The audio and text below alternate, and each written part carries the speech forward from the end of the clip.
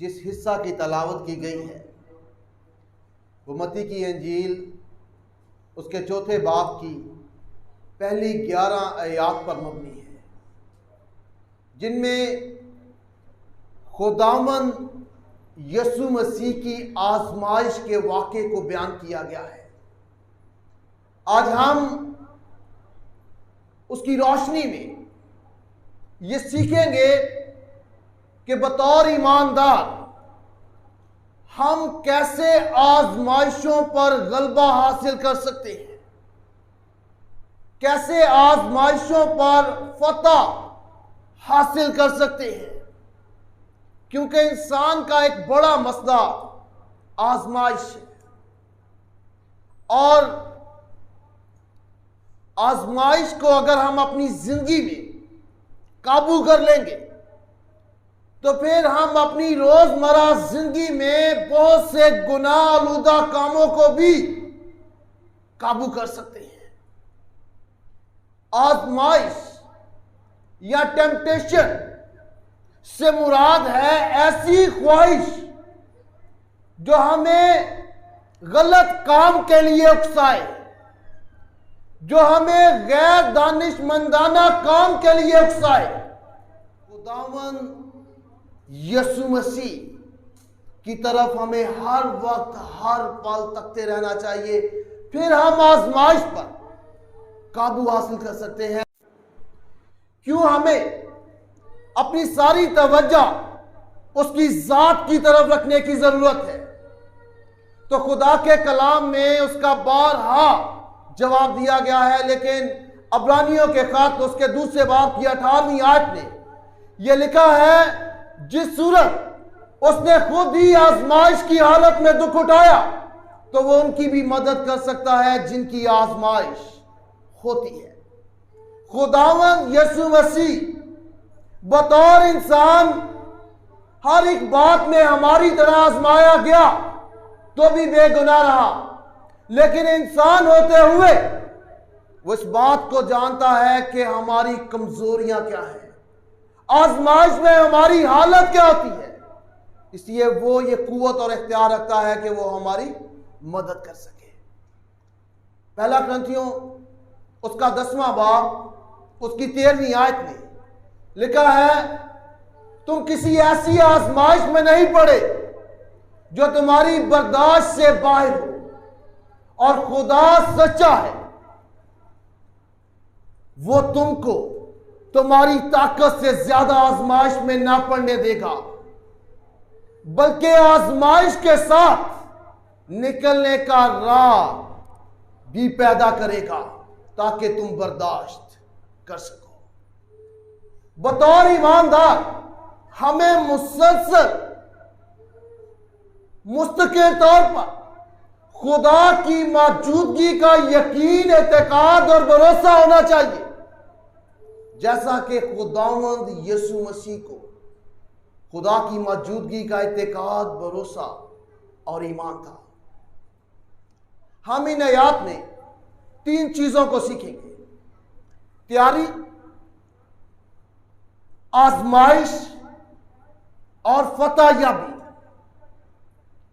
तो पहली बात जो तैयारी की है उससे मत्ती की इंजील उसके चौथे बाब की पहली 3 आयत में बयान किया गया है, जहां खुदा के पाक कलाम में यह लिखा है कि उस वक्त रूह यीशु को जंगल में ले गया ताकि इब्लीस से आजमाया जाए।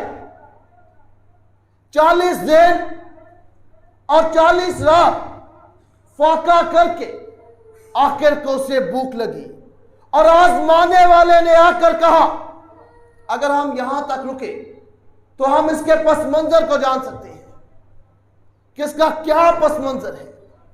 खुदावंद यसु मसीह की जमीनी खिदमत का पहला वाक्या खुदावंद यसु मसीह का बपतिस्मा है, और खुदा के पाक कलाम में लिखा है कि बपतिस्मा के फौरन बाद उसने आसमान को खुलते हुए देखा और आसमान से रूह को कबूतर की मानद उतरते और अपने ऊपर आते देखा। और खुदा के पाक कलाम में लिखा है कि देखो आसमान से ये आवाज आई कि ये मेरा प्यारा बेटा है जिससे मैं खुश हूं।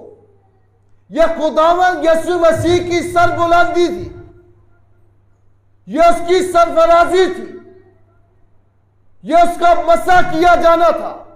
लेकिन इस सरफराजी, बुलंदी और मसा के फौरन बाद उसे शैतान के साथ बराह रास्त मुकाबला करने के लिए ले जाया गया। शैतान के साथ बराह रास्त तसादुम करने के लिए ले जाया गया। और ये एक दिलचस्प बात है, जब ईमानदार रूहानी बुलंदी पर होते तो उनका आजमाइश में गिरना आसान होता है।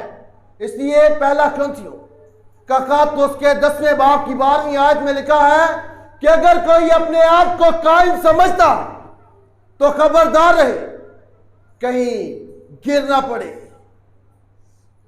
जब हम सरबुलंदी पर होते हैं, जब हम सरफराजी पर होते हैं, तो इब्लीस के लिए यह आसान होता है कि वो हमें उस बुलंदी से, उस सरफराजी से गिरा दे। उसके लिए आसान होता है कि वो हमें आजमाइश में गिरा दे। इसलिए खुदावंद यीशु मसीह ने मरकस की अंजील उसके 14वें बाब की 38वीं आयत में कहा, जागो और दुआ करते रहो ताकि आजमाइश में ना पड़ो। रूह तो मुस्तैद है मगर जिस्म कमजोर है। क्योंकि हम कमजोर हैं, इसलिए हमें हर वक्त दुआ की जरूरत है। और जब खुदा हमें बुलंदी और सरफराजी बख्शता है तो तब हमें ज्यादा दुआ की जरूरत है, क्योंकि तब आजमाइश में गिरने का ज्यादा अंदेशा होता है। खुदा के पाक कलाम में यह बयान है मत्ती की अंजील उसके 4थे बाब की पहली आयत में कि उस वक्त रूह यीशु को जंगल में ले गया। और जब हम मरकस की अंजील का बयान देखते हैं और मरकस की अंजील उसके पहले बाब की 12वीं आयत में यह लिखा है, फिर रूह ने उसे बियाबान में भेज दिया। मत्ती की अंजील कहती है कि उसे जंगल में ले गया। मरकस की अंजील उसे कहती है कि उसने उसे बियाबान में भेज दिया। ये दोनों चीजें एक ही हैं। ये बियाबानी जंगल है जहां खुदावंद यीशु मसीह ने 40 दिन और 40 रात रोजा रखा। और जब हम उलमा की तहकीक का मुताला करते हैं तो इस जगह को बड़ी वजाकत से बयान करते हैं। उलमा के मुताबिक यह जगह जहां खुदावंद यीशु मसीह को ले जाया गया था रूह में, वो जगह यरूशलेम की सतह मुर्तफा और बहरे मुर्दार के दरमियान वाक़या है, जिसे तबाही की जगह कहा जाता है। और एक आलम जॉर्ज एडम स्मिथ के मुताबिक उस जगह में जर्द रंग की रेत थी। उस जगह की पहाड़ियां खाक के डेरों की मानद थी।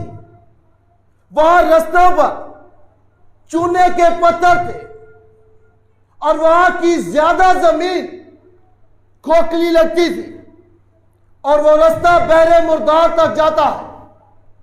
और स्मिथ के मुताबिक जहां खुदावंद यीशु मसीह ने फाका किया, रोजा रखा, वो जगह बहरे मुर्दार से 12,000 फीट नीचे जहां खुदावंद यीशु मसीह तन्हा थे।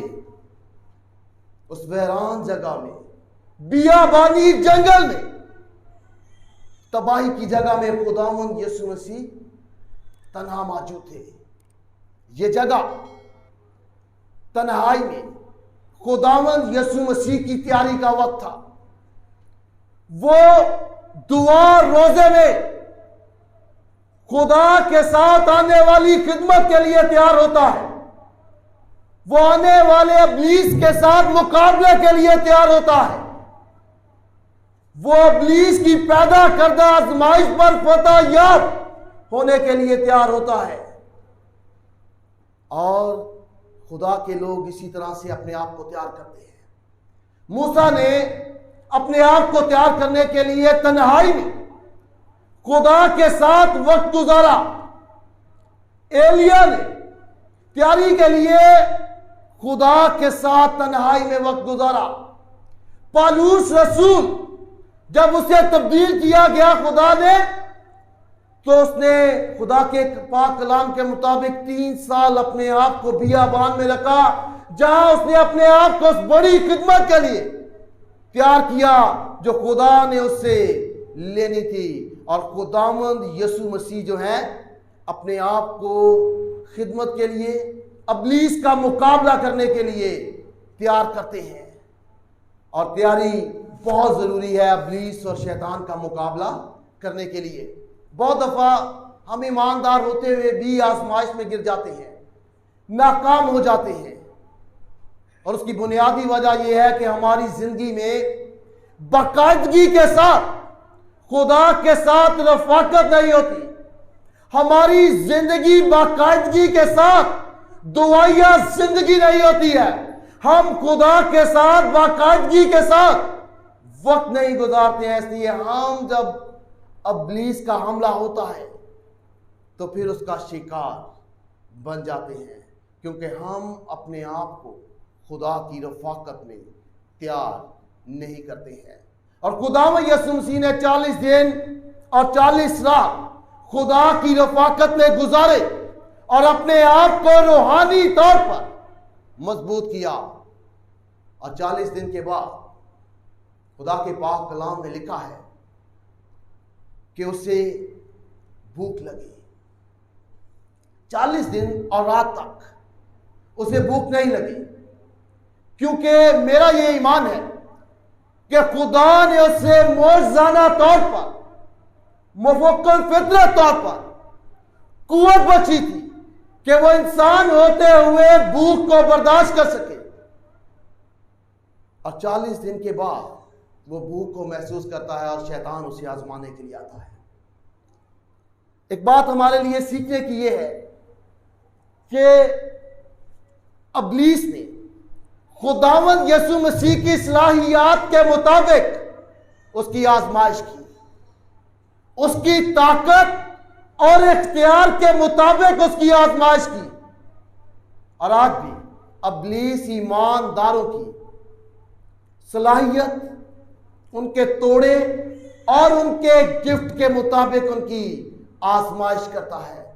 अगर किसी को हमदोस्ताइश का शौक है, खुदा ने उसे तोड़ा बख्शा है, तो उसकी आजमाइश उसके उस रूहानी तोड़े के मुताबिक होगी। अगर किसी को कलाम बयान करने का तोड़ा दिया गया है, तो उसकी आजमाइश उस तोड़े के मुताबिक होगी। और जब वो तोड़े अपने नाम, अपनी इज्जत और अपनी नमाइश के लिए इस्तेमाल होंगे, तो हम खुदा के तोड़ों को दुरुस्त तरीके से इस्तेमाल नहीं करते हैं, बल्कि शैतान की आजमाइश का शिकार बन जाते हैं। खुदा उन सलाहियतों को जो है वो हमें अता करता है और शैतान उन सलाहियतों को अपने मकासद के लिए इस्तेमाल कर लेता है। उसने खुदावंद यीशु मसीह की सलाहियत, इख्तियार और ताकत के मुताबिक उसकी आजमाइश की। और जब उसे भूख लगी तो शैतान जो है वो आजमाने के लिए आया और उसने उससे कहा कि अगर तू खुदा का बेटा है तो फरमा कि ये पत्थर रोटियां बन जाए। उसने जवाब में कहा कि आदमी सिर्फ रोटी से ही जीता ना रहेगा, बल्कि हर बात से जो खुदा के मुंह से निकलती है। शैतान हमेशा से इस बात पर आजमाइश करता है कि वो हमें शक में पैदा करता है। खुदावंद यीशु मसीह में भी उसने शक को पैदा करने की कोशिश की। उसने कहा अगर तू खुदा का बेटा है तो साबित कर, इन पत्थरों को रोटियां बना दे। और अगर का लफ्ज उस वक्त इस्तेमाल किया जाता है जब हम किसी चीज के बारे में श्योर नहीं होते हैं, हमें पक्का नहीं होता है कि ये चीज दुरुस्त है या नहीं, और वो कहता है कि अगर तू खुदा का बेटा है तो फरमा कि ये पत्थर रोटियां बन जाए। उसने खुदा यीशु मसीह के शक को पैदा किया कि वो बेटा है या नहीं, उसे साबित करे। वो आज हम में भी शक को पैदा करता है कि क्या खुदा हमसे मोहब्बत करता है। खुदा के वादों पर, उस पर एतकाद और भरोसा करने में वो शक को पैदा करता है और फिर अपनी आजमाइश का शिकार बना लेता है। लेकिन खुदावंद यीशु मसीह उससे कहते हैं कि आदमी सिर्फ रोटी से जीता नहीं रहेगा, बल्कि हर एक बात से जो खुदा के मुंह से निकलती है। यहां एक खास बात हमारे लिए सीखने की यह है कि खुदावंद यीशु मसीह की आजमाइश 3 चीजों में की गई और हर एक का जवाब उसने एक लफ्ज से दिया और कहा कि लिखा। यानी उसने उस आजमाइश का जवाब खुदा के कलाम से दिया। वो ना सिर्फ खुद मुजस्सम कलाम था, बल्कि वो कलाम से भरा हुआ था। और ये हमारे सीखने के लिए है। जहां हमें दुआ और खुदा के साथ रफाकत की जरूरत है, अपने आप को रूहानी तौर पर तैयार करने के लिए, मजबूत करने के लिए, वहां हमें खुदा के कलाम की जरूरत है, ताकि हमारे दिल में खुदा का कलाम हो। जैसे दाऊद नबी कहता है, ज़बूर 119वां उसकी 11वीं आयत में वो कहता है, मैंने तेरे कलाम को अपने दिल में रख लिया ताकि मैं तेरे खिलाफ गुनाह ना करूं। तो हमारे दिल में खुदा का कलाम होना चाहिए, फिर हम शैतान की आजमाइश का शिकार नहीं होंगे। और खुदावंद यीशु मसीह क्योंकि भूखे थे, उन्हें भूख लगी, 40 दिन उन्होंने रोजा रखा, कुछ खाया पिया नहीं। तो अगर शैतान के कहने पर वो अपने इख्तियार को इस्तेमाल करते हुए पत्थरों को रोटी बना देते तो क्या गुनाह था इसमें?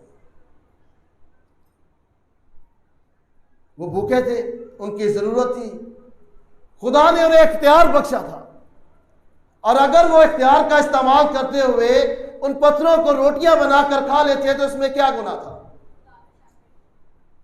खुदा पे शक करना, खुदा पर एतकाद ना होने को जाहिर करता है, क्योंकि खुदा हमेशा से अपने लोगों की जरूरतों को पूरा करता आया है।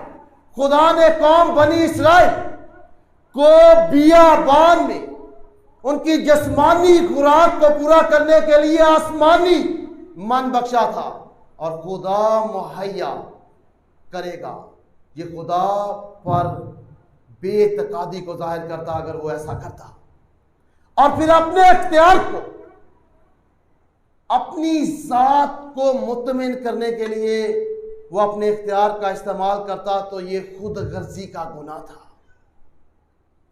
वो खुदा की मर्जी से बढ़कर अपनी मर्जी को अमली तौर पर करता, जो कि खुदा को नापसंद है, क्योंकि खुदावंद यीशु मसीह ने हमेशा खुदा की मर्जी के मुताबिक अमल किया। उसने अपनी मर्जी को खुदा की मर्जी से बड़ा बनाकर जाहिर नहीं किया, और खुदा मुहैया करने वाला है। और खुदावंद यीशु मसीह ने जब ये कहा कि आदमी सिर्फ रोटी से नहीं जीता रहेगा, बल्कि हर एक बात से जो खुदा के मुंह से निकलती है, तो उससे मुराद ये है कि खुदावंद यीशु मसीह ने उससे कहा कि अगर खुदा मुझे जिंदा रखना चाहता तो वो बगैर रोटी के भी जिंदा रखेगा, और अगर खुदा मुझे जिंदा नहीं रखना चाहता तो हम अपनी मर्जी का जितना मर्जी खाना खाएंगे। अगर खुदा चाहता है कि हम मर जाएं तो हम मर जाएंगे, और अगर हम भूखे भी हैं, थोड़ी रोटी खाते हैं, और खुदा चाहता है कि हम जीते रहे तो हम जीते रहेंगे, क्योंकि जिंदगी और मौत का इख्तियार खुदा के हाथ में है। और वो उससे कहता है कि खुदा मुहैया करेगा, और जब खुदा रोटी मुहैया करेगा तो वो उससे शेर होगा। खुदा मुहैया करने वाला है, तो हमें खुदा पर भरोसा रखना चाहिए। खुदा हमारी ज़रूरतों को जानता है।